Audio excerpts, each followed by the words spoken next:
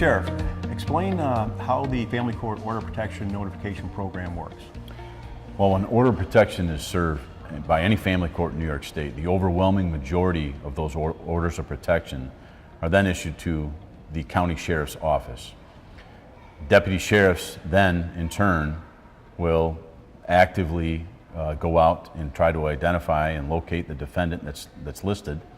And as soon as they do that physically and issue the order of protection upon them, they immediately will notify the communication center, which will notify the notification system so that they can enter it. So it's almost instantaneous that it's entered into the system. Okay, and how would a person, a victim, register to be notified of their order of protection being served?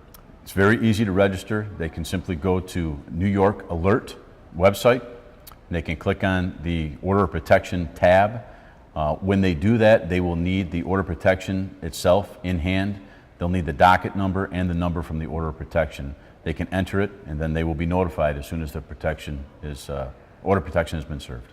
Okay, and the notification, why is that important? Why would that be important for a victim petitioner? Well, you know, a lot of people, when they make inappropriate decisions, they're making them when they're under the influence of high emotion. Mm-hmm.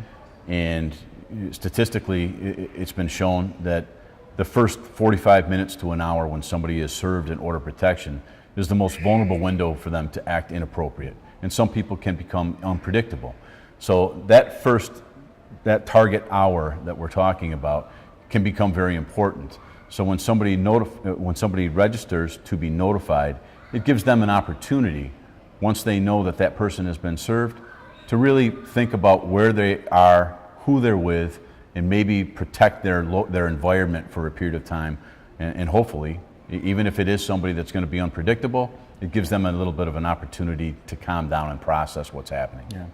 And when is that order? When is that actual order effective?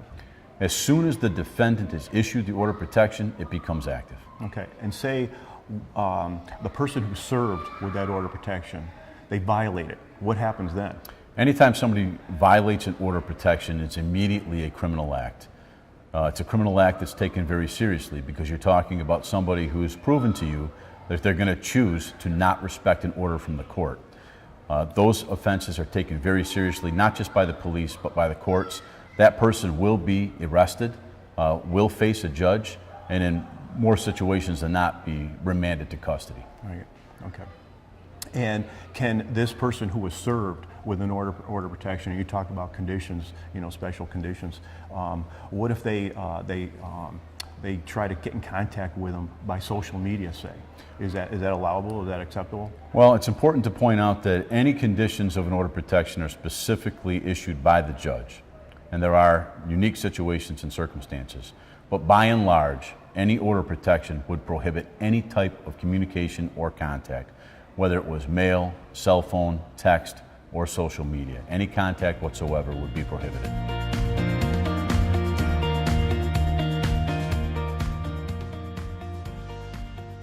Talk a little bit about the VINE program. What is exactly the VINE? What is VINE? VINE is an acronym for Victim, Information, and Notification Every Day. So when somebody finds himself victimized by a crime where a defendant is arrested and remanded to custody, it's a program that will allow them to be notified when that person is released from custody. Okay, and how would a victim or an interested party, say, register to be notified for this VINE notification? There's a web link, vinelink.com. You simply go to that website and it's self-explanatory. You can follow the rules and you can get signed up automatically. And is there any type of a fee associated with this notification? It's a free service. There's absolutely no fee. No fee. That's good to hear. Yeah. And is VINE strictly New York State? Is it anywhere else? No, VINE is I believe it currently exists in 47 states in the United States. And how did VINE start? What was the factor with VINE? There was a case in Louisville, Kentucky, many years ago with Mary Byron, a woman who was in a domestic relationship that she attempted to separate from. And the male individual eventually assaulted her and sexually assaulted her. He was arrested for that offense. The family thought at that point that there was some safety perhaps because he was in custody. He was released from custody without them being notified, and he immediately located her and he shot her 7 times, killing her. And the family has made a mission for them to try to prevent that from happening to anyone else. Yeah.